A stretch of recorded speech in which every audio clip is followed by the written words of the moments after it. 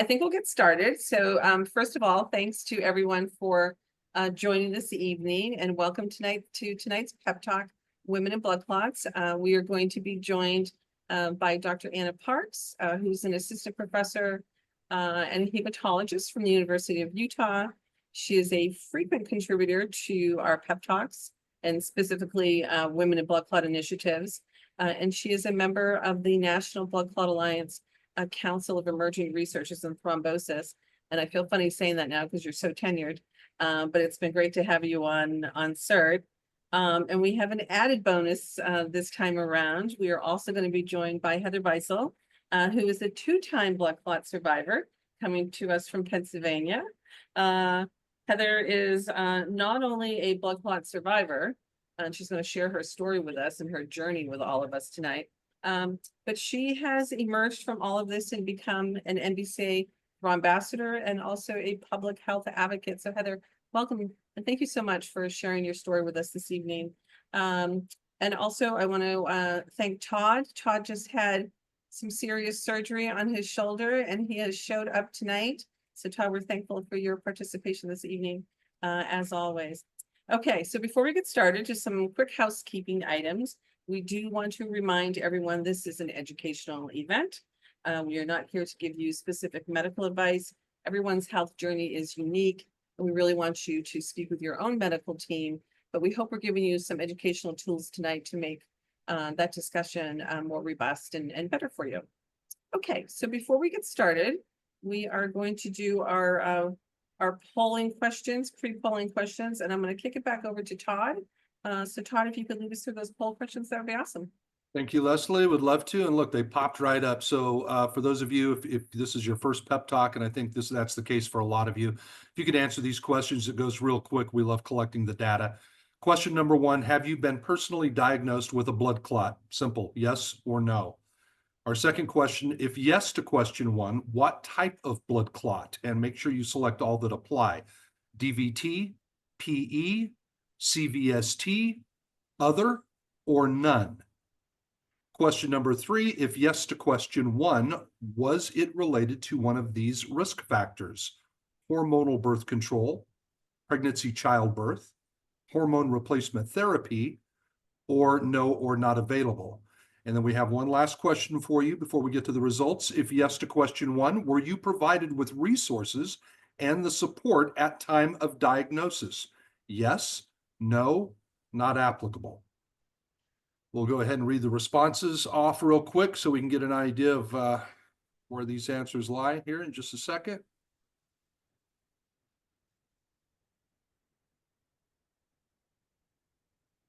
All right, so here are the answers to the pre-poll. 62, let me go up here. Number one, have you been personally diagnosed with a blood clot? 81% said yes. We do have 19% here in the viewing audience, Leslie, that have not suffered. So they're here for the education, which is awesome. Number two, if yes to question one, what type of blood clot? DVT, 62%, pulmonary embolism, 59%, CVST, 1%, other is at 8%, and none, 10%. If yes to question one, was it related to one of these risk factors? Hormonal birth control, 26% said yes. 9% for pregnancy and childbirth, hormone replacement therapy at 5%, no or not applicable, 67%. And if yes to question one, were you provided with the resources and support at the time of diagnosis? 29% said yes. Here's the disturbing part to me, 62% said no, and 11% not applicable. Thanks, folks. Back to you, Leslie. Wow, some really interesting and conflicting data a little bit here with these responses, which I would love for us to dig a little further into. But okay, well, thank you everyone for participating. That really helps us as we create content for these PEP events. So everyone knows that VTE incidence is pretty evenly split between men and women, but women have unique risk factors related to VTE, including pregnancy and postpartum, menopause, hormonal replacement therapy, surgeries such as C-sections and hysterectomies, just to name a few things. And on top of that, we also have to deal with heavy menstruation while on an anticoagulant, which I know, Anna, you've done a lot of work on as well. And hopefully we'll have a chance to discuss that a little bit later. And we also know that women are often gaslit by medical professionals, unfortunately. So tonight we're actually going to start off with our guest, Heather. And as I mentioned before, Heather is a two-time blood clot survivor. She's going to share her personal story about her blood clots related to pregnancy and to surgery. And Heather, thank you again for joining us this evening. Thank you so much for having me, Leslie. Nice to see Todd and Dr. Parks again. Thank you again to everybody for coming to hear the story and helping us to spread education for women's health. My name is Heather. I'm from Pennsylvania, and my blood clot story actually started when I was 29 years old. I was in my second pregnancy. I had a wonderful first pregnancy, no complications. I had my son, and then a few years later, got pregnant with my daughter. Had an amazing delivery. She was a big baby and everything went according to plan, and we were discharged from the hospital. Few days later, actually in the middle of the night nursing, I started with the worst headache of my life, worse than giving birth, worst pain I've had. And I actually, I'm a nurse by background, but in my postpartum fog, I really just attributed it to hormones, figured I was tired, sleep deprived.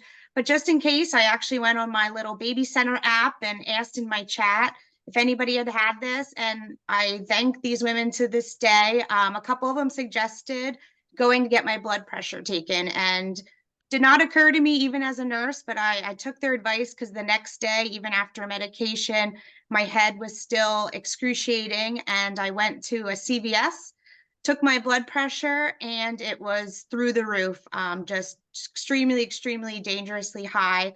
So I called my midwife at the time, and she sent me straight to the hospital.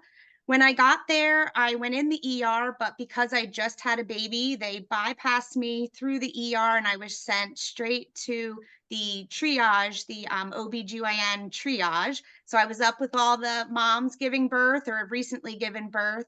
And because I had the headache and high blood pressure, they automatically pegged it as postpartum preeclampsia, which can happen up to a few weeks after giving birth. In hindsight, I never did have protein in my urine, which is a very common finding with preeclampsia.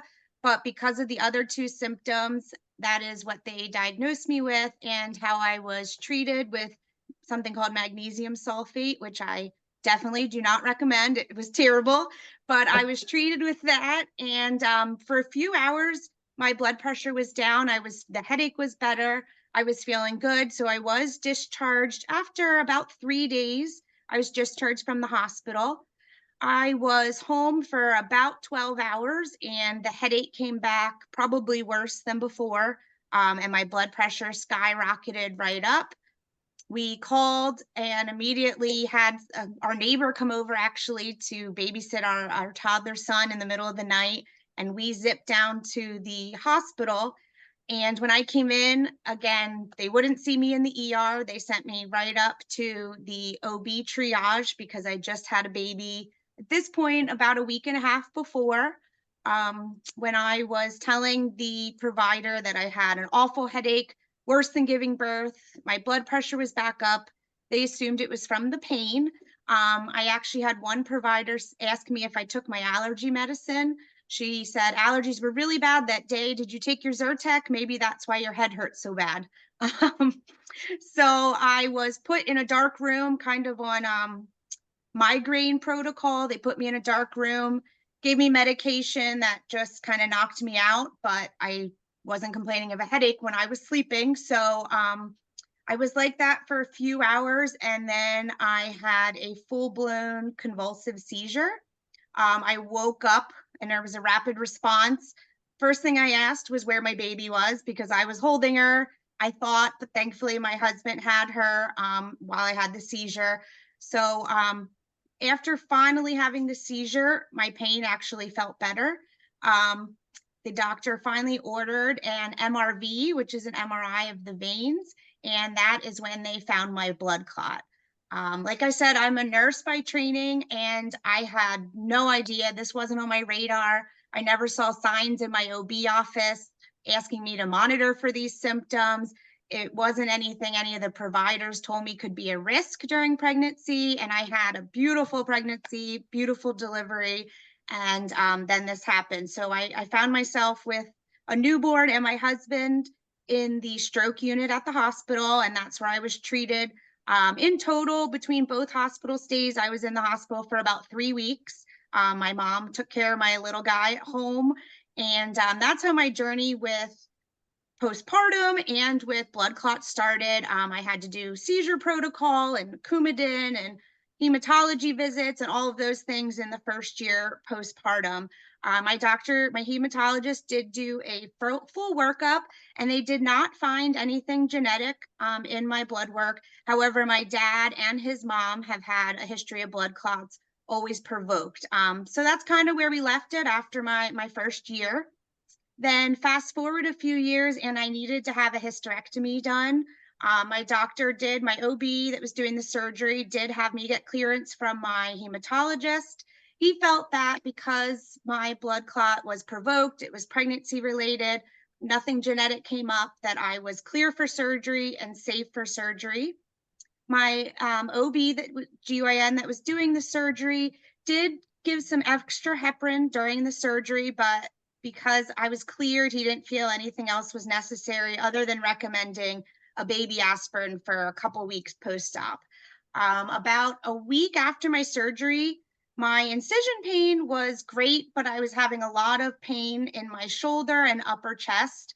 I know at the time, and being a nurse, I knew that a laparoscopic surgery they put gas in there so you can get that shoulder pain. So I just kept blaming that until finally I couldn't even sit down anymore. I had to sleep in the recliner and I got a fever. My doctor made me go to the ER and I was fully convinced I had post-op pneumonia. That's what I was waiting to hear. I was waiting to get treated. And then they came in and said, you have 4 blood clots in your lung. So I was right back on my blood clot journey in a whole new group this time, searching on Facebook, looking for my group. And that was kind of where I went from there. Thankfully, I have an awesome hematologist who we have a great blood clot plan at this point. I am a lifer at this point on anticoagulant medicine. Both of my clots were provoked, but both very serious. And with my family history, they feel that that's safe to do so. And I thankfully do not have any severe symptoms from my medication. So it's been a great plan and a safe plan for us to have at this time. But thankfully, unthankfully, I did not have many resources after my clots. Wasn't given any information. I actually had to ask to sleep over the second time with my PEs because I was so nervous about leaving the hospital and I had to beg, and they said, as long as it's only 23 hours, you can stay. So I was given no information then either. And I thankfully did my own research and was able to find the National Blood Clot Alliance. And I've met people finally that have similar diagnoses than me, that have similar backgrounds and who went through similar things, especially women that went through similar things. So even as a nurse, my calling was always in motherhood and mother baby and pediatrics. So kind of being put in this spot gave me a really unique way to spread awareness and to help hopefully others avoid this journey, or at least feel more prepared if they're met with this journey. Wow. That is quite a story, and I'm learning new things tonight. Even knowing your story, you're telling us more things that have happened to you. We are so happy that you are here with us tonight and that you were okay. So Heather, thanks again for sharing this. And Todd, I'm going to turn it over to you. Yeah, that's amazing, Heather. And I'm so happy you're here and you're looking really healthy. I mean, it looks like you're doing really, really well. And we're just so pleased to have you here. Just Dr. Parks, I want to go to you because now you've heard Heather's story. Walk us through why pregnancy and the period up to 3 months postpartum increases women's risk of VTE. Before you do that, can you explain to everybody what CVST is? And are women more susceptible to VTE because of it? And if so, why? Great. Heather, I was almost like feeling tearful while you were talking. I'm so glad you're okay. And you're just a very strong person, it's clear. So yes, so CVST, cerebral venous sinus thrombosis, is the long name. So it's very, very rare. But it is something that's more common in women, and we'll come back to that. So definitely an important thing to be discussing tonight. Basically what it is there's this network of veins that drains blood from the brain. And this, if you have a clot in that network, what actually happens is that it's just like plumbing. So the pipes are blocked. And so you get all this backup of blood into the brain because it's not able to drain. And so you really get basically what we call intracranial hypertension or high blood pressure in the vein. And just like what Heather was talking about, the most common symptom is headache. But it can cause all kinds of different neurologic symptoms that are all just due to pressure buildup in the brain. So things like seizure, which unfortunately Heather experienced, confusion or kind of like a brain fog, and then actually what we call focal neurologic symptoms like changes in your vision or weakness. It can even progress to that. Generally, people get relief from those symptoms with treatment with blood thinner, because as you relieve the clot, the pressure on the brain also is relieved. And most of those symptoms are reversible, although some people do have permanent deficits. So I'm really hopeful that Heather doesn't have those. It sounds like no, so I hope that's the case. The most important thing to know is that it is extremely rare. It's about 1 out of 100,000 or even more women have this happen. People in general. It is about 3 times as common in women than in men. And the thinking behind that is that that's probably more related to estrogen exposure, which we're going to talk a lot more about tonight, but either during pregnancy, contraception, hormone replacement therapy, there's some predisposition to this site for clot, and then those exposures probably increase people's risk. The other thing to know is that it's actually tends to affect young people. So the median age is about 37 at which this occurs. So Heather, you were actually even a little on the young side, but it's not uncommon to see this in young women. And then just like Heather experienced, the data that we have, a lot of which is from the neurology literature, because this is considered a type of stroke, is that the risk of having another cerebral venous sinus thrombosis is thought to be very low, especially if you take away the risk factors like estrogen, for example. And so most guidelines right now recommend like a defined course of blood thinner, which is what Heather got. That's in accordance with the guidelines. Now, there's some differences of opinion depending on who you read, but that is standard of care right now for most patients. So yeah, that's sort of CVST in a nutshell.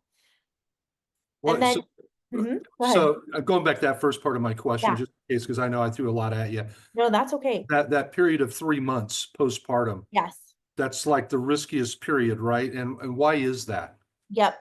So, basically this is an evolutionary thing, is what we think, which is that most women, from ancient times till now, what they die of during pregnancy is actually bleeding. Postpartum hemorrhage is, worldwide a very common cause of maternal mortality. So the body's natural response is actually to produce more clotting proteins and to kind of tip the balance towards blood clots to prevent bleeding. So a lot of that is driven by estrogen. So estrogen is really the major driver during pregnancy. And you're exactly right that the risk of clots during pregnancy, it's again, I just want to emphasize, the risk is very low for that individual person, but it's definitely higher compared to people who are not pregnant. So it's somewhere between 5 and 20 times a non-pregnant person is the risk during pregnancy. And then just like you said, actually postpartum is the highest risk time. And we generally think about the 6 weeks postpartum as being the crucial time, and then the risk starts to subside. But the 6 weeks postpartum is higher risk even than while you're pregnant. And then the risk starts to subside after that, but doesn't fully resolve until probably about 3 months and come back to baseline. And why we don't exactly know, it's probably, there's lots of reasons. Sometimes it's actually delivery itself, right? Kind of revs up the clotting system. There can be what we call venous stasis, where the blood pools more easily, and then kind of some injury during delivery itself. And then there's things like C-section, surgery, being in the hospital itself. All those things kind of increase your risk postpartum. So I think that's really important for people to know, because a lot of times people think, once you're done delivering, you're done with the clotting risk, but actually it doesn't subside, and you're in this cloud of love and distraction. And I think it's really important, just like Heather was talking about, to be aware that this risk doesn't go away with delivery, that it can persist definitely during the first 6 weeks and slightly beyond that as well. Thank you, Dr. Parks. Leslie? So interesting. We were talking about the fact that we've had more patients share their story that have had CVST than we've had in a very long time. So we don't know if it's becoming more prevalent, or people are just sharing it more often, or Gal Gadot had this, or what was the impetus, but we're seeing more of this actually. So Anna, before we move on, just a few more questions as it pertains to pregnancy. So let's say someone has had a blood clot before, or they've had CVST before, or they've had a family member that has had a blood clot. They now want to get pregnant. What should their blood clot prevention plan look like? Great. So I'll say just 2 things to start, because I see this often, which is that it's not a contraindication to pregnancy to have a history of blood clots. We can absolutely, for the majority of patients, create a safe plan in order to have a safe pregnancy, but it really does take kind of wraparound care and a lot of coordination among different specialists. So I just don't want people to feel like it can't happen safely, because that's just not true. But it does take, some effort. So in terms of people who have a personal history of clots, and I bet a lot of people attending this talk have had this experience, most people will get some type of blood thinner during pregnancy. The ones that have been most well studied in pregnancy and we know are safe are heparin products. So Lovenox or low molecular weight heparin, and then rarely we use unfractionated heparin during pregnancy. And most people will get that for the entire course of their pregnancy and then afterwards as well. And, the dose and all of that, that depends a lot on the circumstances, but people who've had their own clot, most people will get something during pregnancy. And a lot of times people are worried, also about what we do around the time of delivery, right? Because if you're taking a blood thinner, it does not make delivery more dangerous. And also, if you want something like an epidural for anesthesia, if you're on a blood thinner, are you able to do that? And the answer to those questions is absolutely yes. It just takes coordination with the OBGYNs, hematology, anesthesia, because there's protocols in place to be able to do that safely. And it varies a lot by even country. Different countries do this differently, but just know, just know that there's ways to basically have the birth plan that you want. And for family history, it's a little more complex. It can vary a lot, and it's always kind of an individualized decision. And some of it depends on, as Heather was mentioning, the testing that you have, or if you have a family history of an inherited genetic condition. I think the guidelines, depending on which society you read, will say different things. And so that's where it's just really important to have a conversation with your physician about, what the specific scenario is and whether you need preventative blood thinner or not during your pregnancy, or even just after pregnancy is sometimes what we do, depending on the situation too. Yeah, and ask your OBGYN doctor if you can have a consult or have a hematologist brought into the team. I think that's important for people to be able to ask for that. I'm sure, Heather, now you look back on that and think, maybe I should have had the opportunity to expand my clinical team. So, okay, Anna, thank you. Todd? So we've had so many women who have experienced blood clots due to hormonal birth control. We see it all the time in the group. Takes up a huge population of our group is just this. And I think a lot of people, that don't understand this. Why does this happen? And why does hormonal birth control impact some women and not others? And going back to like family history, what do you recommend for women who have a genetic predisposition to clotting or a family history of blood clots? What safe options are out there for them?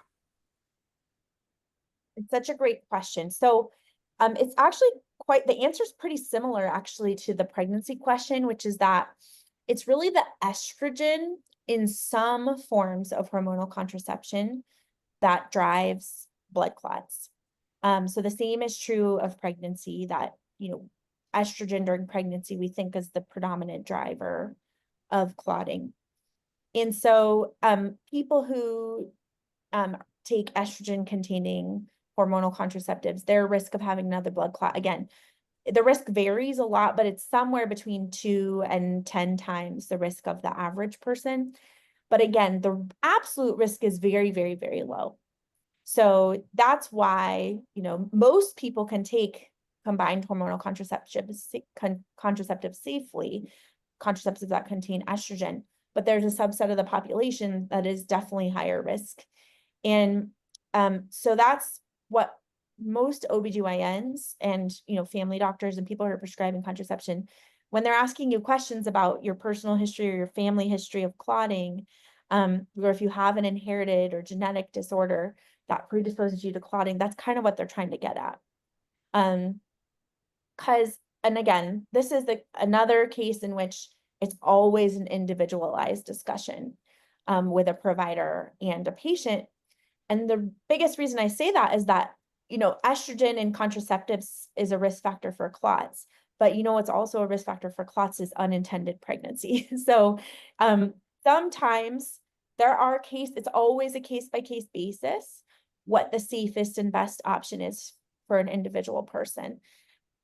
That said, it's important to know that many guidelines, especially if you have a personal history of clotting or a strong family history or a known inherited clotting disorder, do recommend against estrogen-containing contraceptives. But the great thing is that there are lots of options that don't have estrogen. So progesterone, so there's a progesterone-only IUD, there are progesterone pills, as two examples.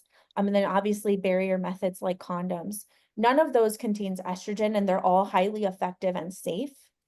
There's some thought that higher dose progesterone, like for example in Depo-Provera shots, might be is associated with an increased risk. So we tend to shy away from those unless they're the best option. And then the other really important thing I'll say is that if you are taking a blood thinner already, you can be on whatever you want, because there's lots of data that estrogen, if you're taking therapeutic anticoagulation, is safe and not associated with increasing your risk of clots. So for example, one thing we see a fair amount is somebody comes into the emergency room, they're taking estrogen in some form, they get diagnosed with a blood clot, get started on a blood thinner, the provider stops their estrogen, and then they have horrible heavy menstrual bleeding, or they get pregnant. That's not necessary to stop the estrogen if somebody's on anticoagulation. So I just want to emphasize that, because unfortunately we see it all the time. So it's a complicated scenario. Yes, estrogen can cause clots. There are alternatives to estrogen for people who are at higher risk of clot, but it's always an individualized decision, because in some cases, staying on estrogen with a blood thinner is ideal, or even staying on estrogen is ideal. It really is dependent on the person and needs like a long discussion between the patient and the doctor. Is there any preference to an anticoagulant that they should be on? I was just thinking about when you were talking about anticoagulants, and in the group, it seems like, and it's not necessarily the case, but women have bad bleeding problems like on Xarelto, and it makes it sound like Eliquis is better, but then I start seeing the same thing with that. It's really complex. It's very patient specific. But is there a preference for anticoagulant?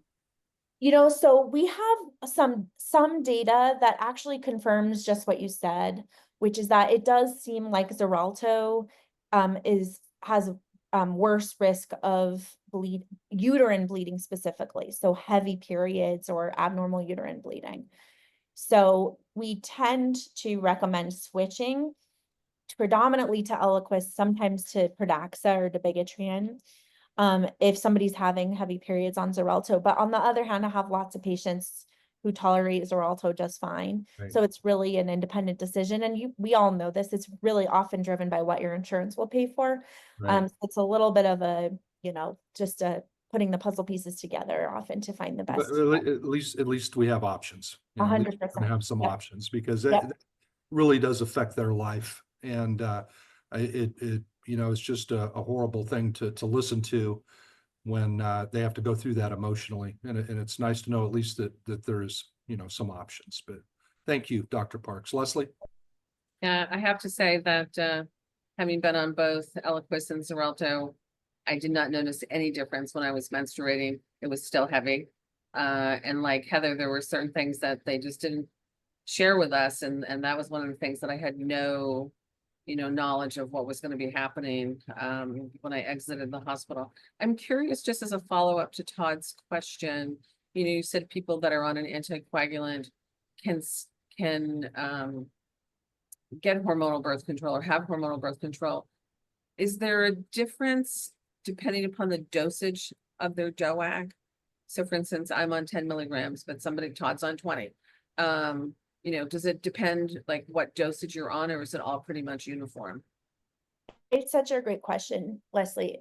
That specific question, to my knowledge, whether you need full dose or half dose, when you're on estrogen, hasn't been studied in a way that I would kind of trust the data, to be totally honest. It's a study that needs to be done. I'm not aware that it's been done, but I could be wrong. But my general sense is that most people would prefer to have you on the full dose if you can tolerate it, if you're going to be on estrogen, particularly if you had an estrogen associated clot in the past. But it's always a discussion. It depends a little bit on the severity of the initial clot, what are your other risk factors, things like that. So Yeah. It's a great question.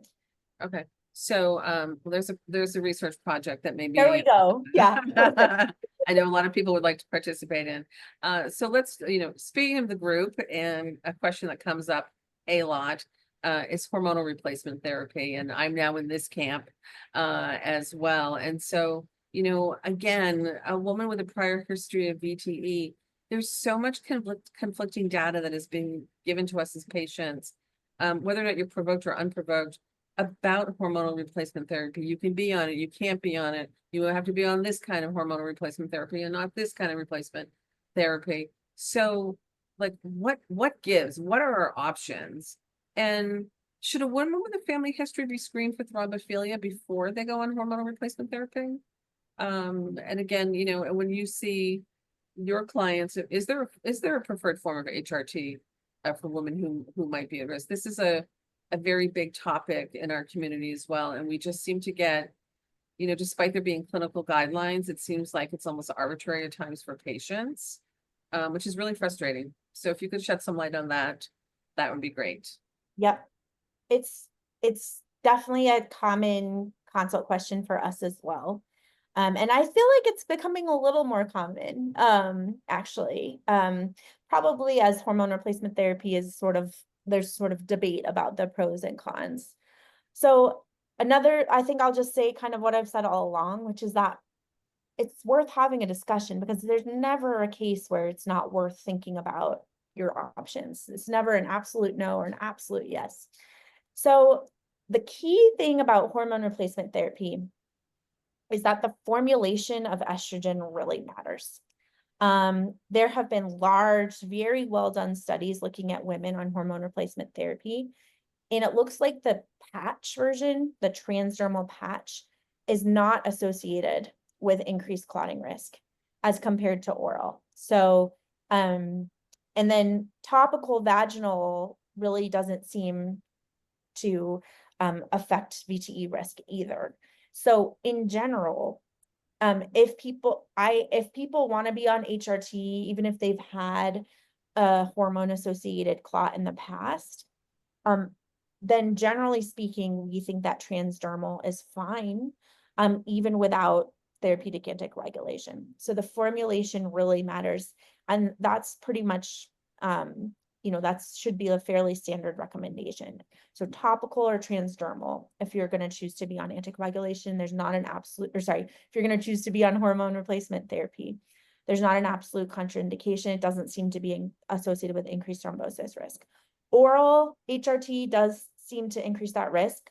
And I'll just repeat the same thing, that if oral is the preferred formulation, then even that is likely fine as long as you're on therapeutic anticoagulation. So as long as you're on a blood thinner, even that's probably fine. Then the question about thrombophilia is very complicated. And again, there's some guidelines that would recommend screening everyone. And then if you screen positive, avoiding HRT or doing a transdermal formulation. I think there's downsides to screening everyone, obviously, with cost, et cetera. So it's not standard practice, at least amongst my group, which are the people I talk to about this the most. But some guidelines do adopt that premise. My general take is like, if you can do a transdermal formulation and it works for you, then why not just do that? But everybody is different. So, and I think it's always worth a discussion. So this may or may not fall into your scope, but I'm curious to know if there's been clinical discussion with you and your peers about this.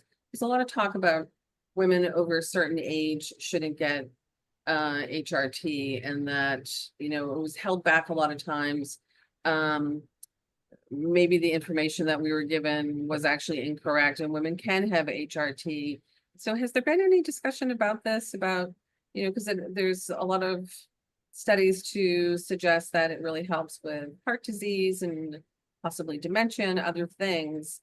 I know that we're kind of outside the scope of VTE, but is there any discussion about age and HRT with the women that you treat? Yeah. So I'm definitely not a women's health expert, hormone expert. But my gestalt sense from kind of reading about this, is that the pendulum has swung to a degree, in that the risks of HRT in terms of, breast cancer, ovarian cancer, et cetera, may not be as high as previously thought, and that there are likely, and there are substantial benefits for bone density, cardiovascular disease prevention, including dementia. So that it should be an individualized discussion yet again. And not just sort of like, and then actually the other really key thing is that, there's been a lot of research to try to find effective therapies for menopausal symptoms, and haven't found, anything that approaches estrogen yet. So I think that's sort of where things have, come about. I still think it's, making sure you find a reputable provider who is aware of all of the data and can have an individualized discussion with you that takes into account all of your, comorbid conditions, medications, your goals and values is probably the most important thing. But I agree with you. I think the trend is towards at least having an open discussion. In terms of age, yeah, I think it's, that again is like a little bit beyond my scope, so I probably shouldn't comment on it, but I think that like earlier in the lifespan and closer to the time of menopause is sort of like the general trend, because that's when you get the most benefit from treatment. So It's a complicated space. It's hard to find a doctor that is versed in all of this.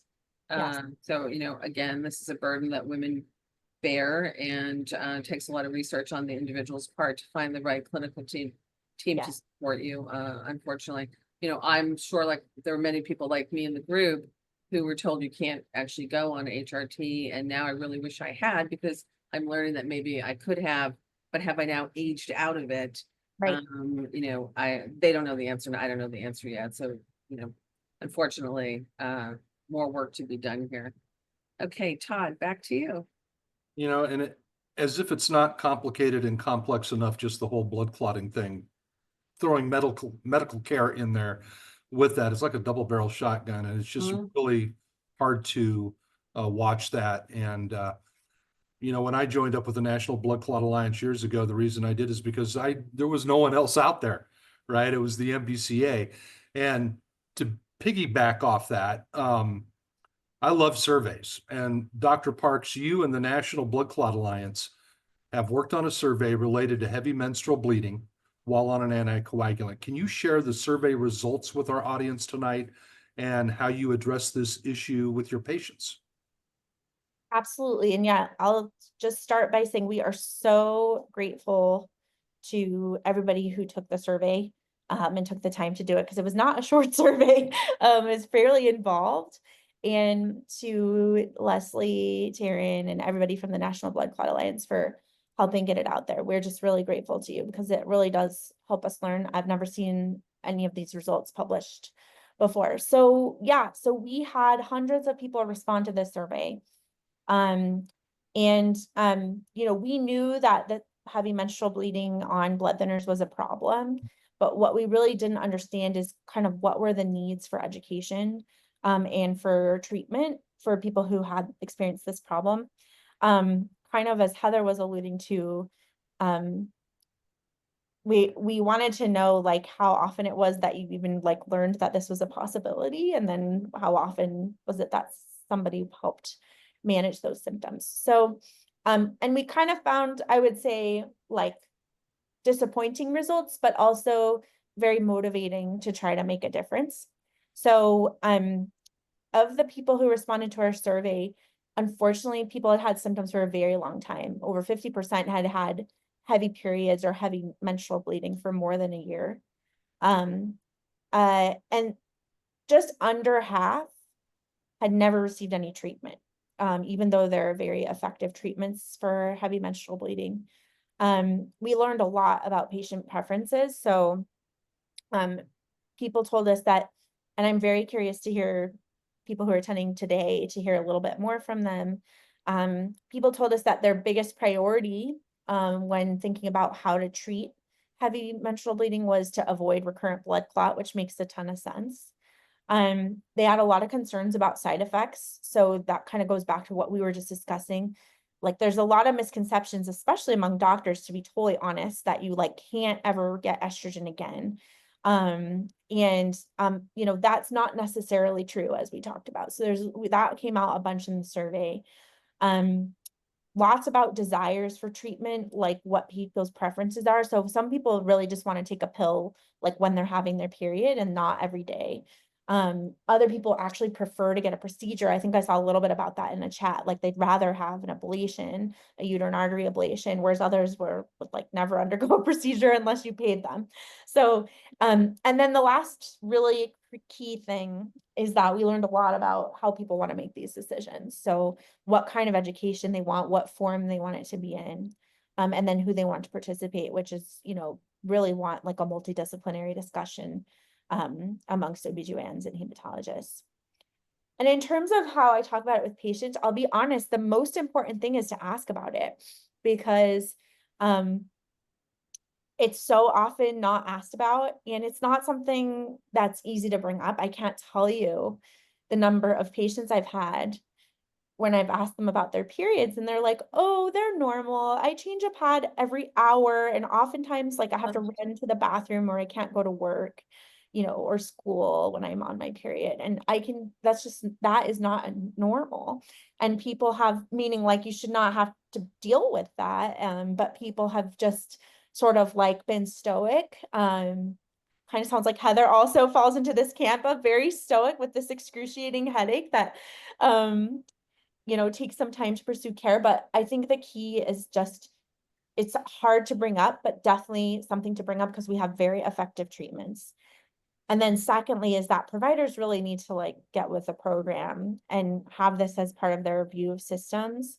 And any person of menstruating age who I see in my clinic on anticoagulants, I always check iron studies, because a huge proportion of them have iron deficiency or iron deficiency anemia, which really can contribute to some, lots of different symptoms: fatigue, shortness of breath, headache, chest pain, lightheadedness, mood. And so that's the other thing that really, and I think there's growing awareness of that, in the sort of like nerdy thrombosis community, but and definitely OBGYNs as well, but a little less just like out in the broader world. So definitely something to be aware of, and ask your doctor if you haven't had a ferritin and iron studies checked. Okay, thank you, Dr. Parks. Leslie? did you I want mean, to what follow? was amazing to me, first of all, it was a really long survey, and I mean, Sorry. no, I mean, it was incredible, but thank you to everyone who took it. Probably a lot of people on this call tonight actually took it. It was, I mean, I've never seen anything like this, and the amount of people that actually suffered from this and got no information whatsoever is really troubling. I know we're improving communication about this, but we really want the clinical community to understand this is a legitimate issue that patients deal with, that women deal with. So okay, so before we move into Q&A, because we have a ton of Q&A, we do want to get to some of it tonight. I want to have a conversation with you and Heather actually about women being gaslighted or just dismissed by clinicians. And unfortunately, not everybody is Dr. Parks. I wish they were, but they're not. And so, Heather, in your case, you actually voiced some of your concerns and they weren't dismissed. Granted, your clinician felt badly after the fact, but your concerns were dismissed, around surgery. And what advice would you now give to our listeners tonight about advocating for yourself? Like, now that you've learned what you've learned, what you've gone through, share with us, the advice that you would give to us. The biggest suggestion, and Dr. Parks has hit on it this entire presentation, is just having a team around you. My OBGYN that did the surgery, he did have me consult with the hematologist to get clearance, but it was very surface level, everything chalk up to pregnancy. She's fine, she's good to go. And they didn't come up with a plan ahead of time. During my surgery, he sort of did the standard, oh, I'll just throw some heparin in there and we'll be good. But we had no plan going forward ahead of time after. And after my surgery, as you mentioned, Leslie, he felt very guilty. He said, I knew I should have done something. I knew I should have done more. So I think just being able to communicate with your different providers and have them really come up with a plan. I should have asked ahead of time, this is our plan, this is what we're going to do. Everybody be in agreement and know that that's going to help. I think that would be super helpful. And just constantly advocating for yourself, knowing I was there for a severe headache and it had nothing to do with my pregnancy. Had I fought a little harder to stay in the ER or to get a second opinion, some of my symptoms in hindsight, I had a symptom of change in my pressure, my intracranial pressure, that probably an ER doctor would have picked up immediately when I walked in, when I said my head felt better when I sat down. But I was pregnant or postpartum, so they immediately said, oh, she's a pregnant woman, get her upstairs. So just kind of making sure they look at me as a person instead of a pregnant person or as a woman or a young person, kind of putting me into a box that I didn't necessarily fit, and just looking at me as a full patient is my two biggest takeaways. So really looking at you from a holistic standpoint, Yes. just in this very narrow framework, asking for a second opinion, and also saying, hey, what is my blood clot plan? What is the plan that you're putting together for me? I think we all Todd have really to hit ask on that leading up to his surgery, is hearing how he was able to communicate and have a plan, a written out plan that all parties agreed on, I think is super important and something I would do going forward. I think that's a great suggestion. Okay, so Anna, we want to include you in this conversation as well, because you're on the other side of this as the clinician. And so how do we bridge this gap together to ensure that these things don't happen going forward, or we can at least start to reduce this from occurring on a regular basis? So if we were to pair you and Heather up together to teach women to advocate, what do you think the co-message would be from the two of you? Yeah. I mean, I'm so sorry that this happened to you, Heather, and I'm sure there's so many other people on the call. It just happens way too often. I don't think anybody has bad intentions. I mean, there's probably exceptions to that. I do think intentions in general are good. But that doesn't excuse anything. So, I always tell people it's always good to have an advocate with you in the hospital, or in the doctor's office. I love it when people record me, when they have very inquisitive friends come, like it doesn't, literally you can bring anybody. I just think it's good to have somebody else there to be like, hey, I've never heard her complain, for example, like this is something different. That's hard to get if you don't have an advocate there for you. So that's number one. Number two is this is a place where like if AI took my job, I would be like pretty pleased. Diagnosis is really hard, and there's a huge range of ability like out there in the world.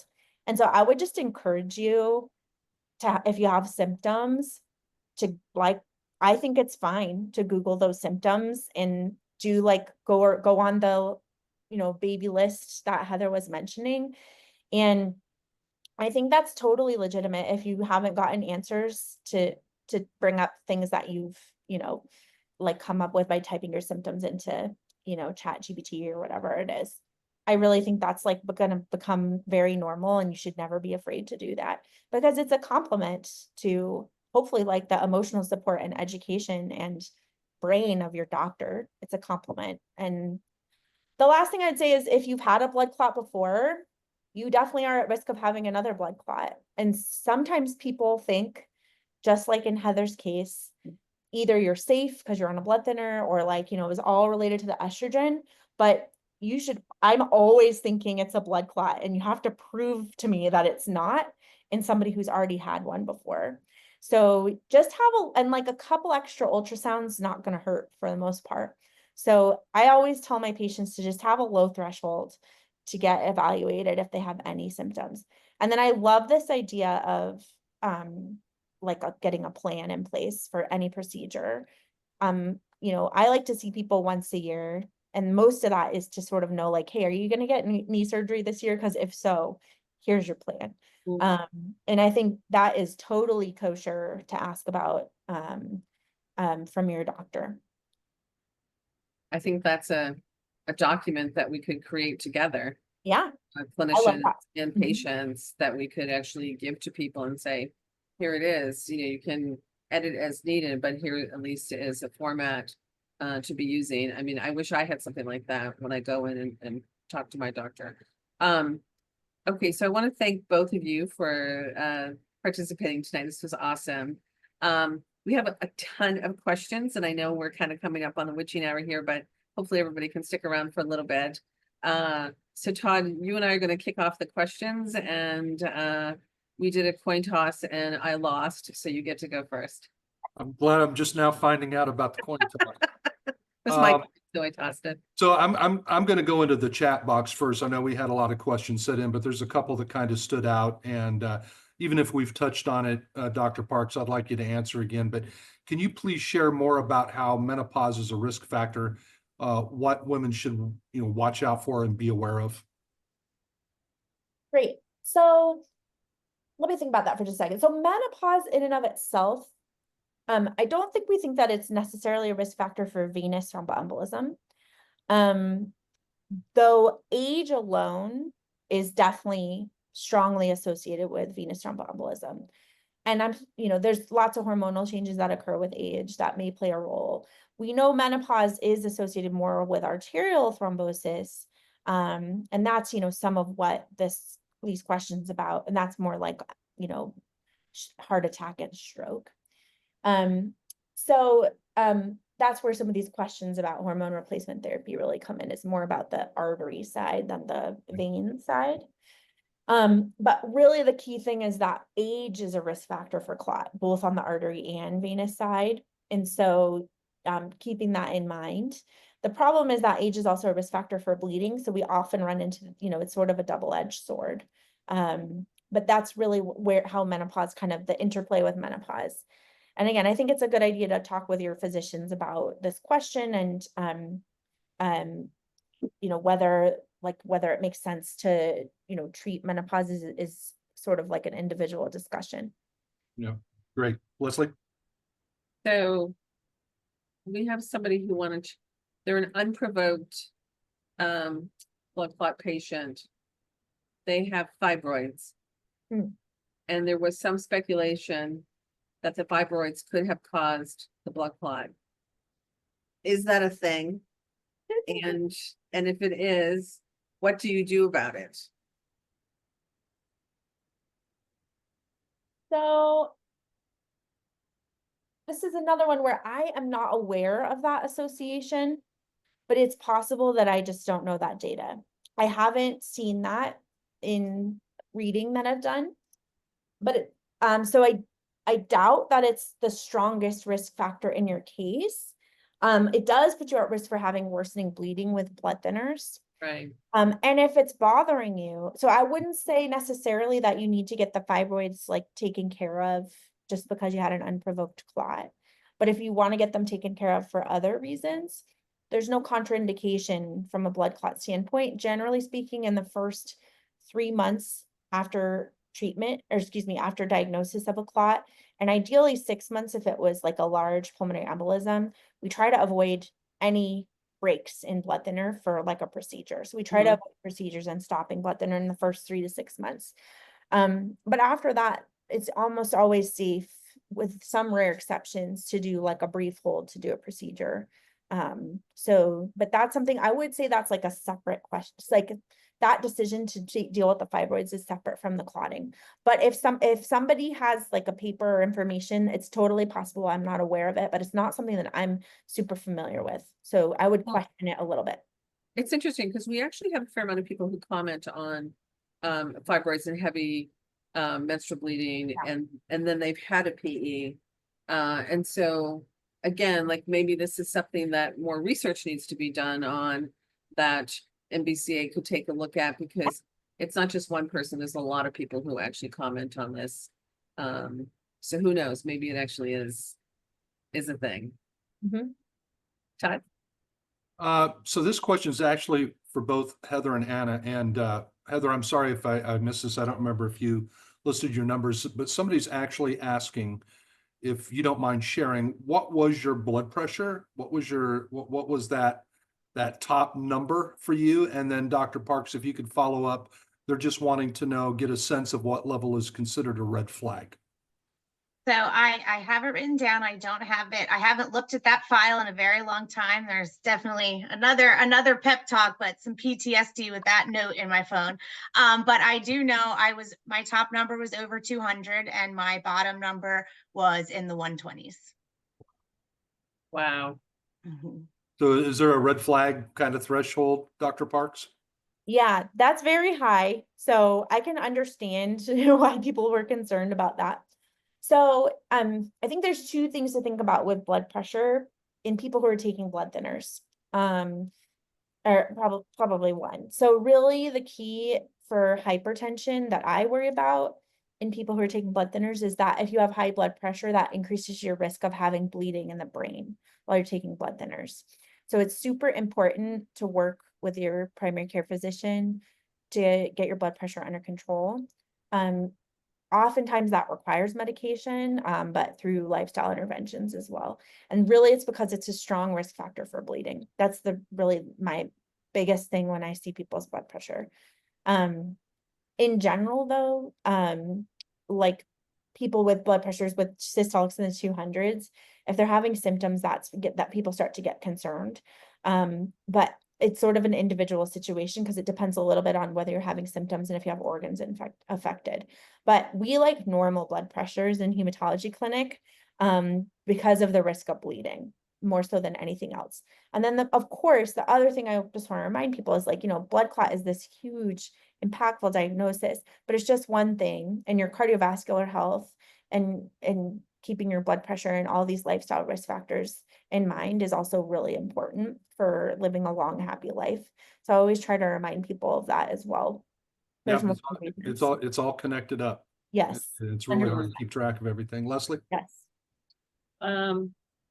So we have someone who has APS and they're on warfarin. Mhm.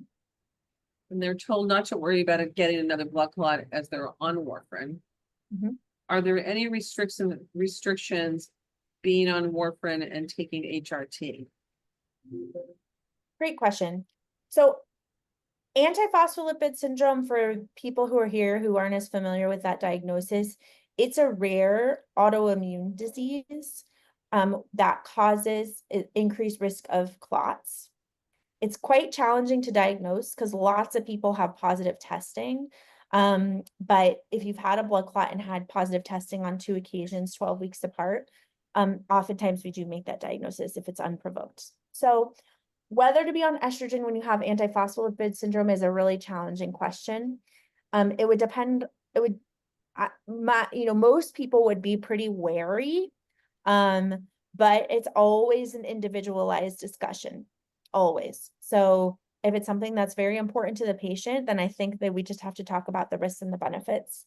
But like the standard answer would be that with these super, super high risk clotting disorders, like antiphospholipid syndrome, we tend to be a little hesitant, even though, because those studies I was talking about being on anticoagulation, when you've had a clot and doing estrogen, those didn't necessarily include a huge number of patients with antiphospholipid syndrome, if that makes sense. So Yeah. it's a little bit more of an unknown. So, but it's something to talk about with your doctor. There's no issues with warfarin in and of itself. It's more the antiphospholipid Yeah. diagnosis. Okay, so that's a really important conversation to have with the doctor. Yep. Okay. Todd? Okay, so mama's had the baby, everything's going great, but we have a lot of questions about anticoagulation and breastfeeding. What, can you say anything about that? Yeah. Heather, I'm curious if this was a concern for you and what you learned through your journey. Yes, thankfully, I was able to breastfeed my daughter. We breastfed 18 months, so she was great. And my doctors were really great about checking all my medications. So even when I was first thought to have postpartum preeclampsia, I was, with the help of my husband and my lactation consultant, I was able to nurse her. And then even after my seizure and my taking warfarin, I was able to breastfeed on that, as well as I was on seizure medications, and for a short period of time until I could stabilize blood pressure medications. And I was able, they checked all of them. A lactation consultant was my best friend during that time. Any medications, they would check for me, and I was able to successfully breastfeed, and she had no issue at all.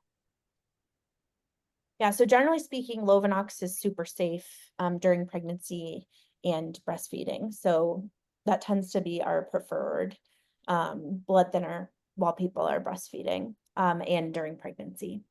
Warfarin's contraindicated during pregnancy, as are DOACs.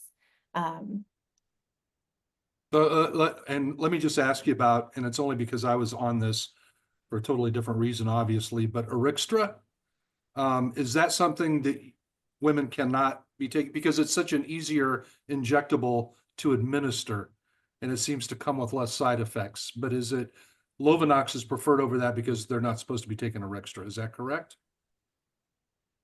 Oh, Fondaparinux. Yeah. Sorry. I can't even Okay. pronounce that. That's why I say Arixtra. No, we try to like maintain separation from the drug companies. So I try not to learn the brand names. So, yeah. So, basically, this is, yeah. The thing about medicines in pregnancy or breastfeeding is often like there's no data. And so they kind of put them into these different categories. From my understanding, Fonda is a category B, which just means that they don't really have any data. Most of but Lovenox and heparin, we just have like a huge preponderant. We have lots of data showing that it's safe. So we tend to favor it. One thing to know, you're right that, Fonda's somewhat easier to administer, but actually in people who need to be on Lovenox for long periods of time, we often will switch to once daily dosing. That's just a little bit higher dose that we give once a day, just to make it easier. And so we can kind of cut down on the burdens in that Yeah. way. Yeah. Um, I didn't know that. I didn't know you could actually go down to one dose, just a little bit more powerful of a dose, but that's good to know. yeah. Okay, So- Leslie? In the interest of time, because I know we've run over, I do think we need to move to our post-poll questions, which Todd, I'm gonna ask you to read, but really Yep. want to thank everyone for joining us tonight. We have so many questions. I'd really love to kind of have us go through all of them and create a response to this evening's PEP. We had over 600 people register for tonight's event, and there will be a lot of people that will come to watch the replay of it. So we want to see if we can get a lot of these questions answered, or at least direct people into the right area. You know, we've talked about how complicated a lot of this is, and finding the right clinical team is really hard. And I'm going to hold us to creating some kind of shared document that we create together. I think it would be helpful for the community. But Todd, with that, I'd like you to close us out with poll questions. Yeah, and Dr. Parks, thank you so much. I know a lot of people wish you were their doctor, and Heather, you are a rock star, and I'm so glad you were here. Yes. Thank you for so us much, tonight. everybody. So I think we just got the one post poll question here. If you experienced a blood clot, did you feel your doctor adequately explained your diagnosis to you? Yes, no, or not applicable? Yes or no on that? Easy. You know, did they explain it to you the way that it needed to be explained? Let's see what those results are. And we'll tell everybody good night for this evening. Always learn a lot with this, Leslie. Every pep talk we have, but this one was Hey. especially informative. So here you go. If you experienced a blood clot, did you feel your doctor adequately explained your diagnosis to you? 34% said yes, 50% said no, and 60% not applicable. That's it. All right. So we've got some work to do with the clinical community, that's for sure. Yep. Thank you, everybody. Good night. Bye. Good night.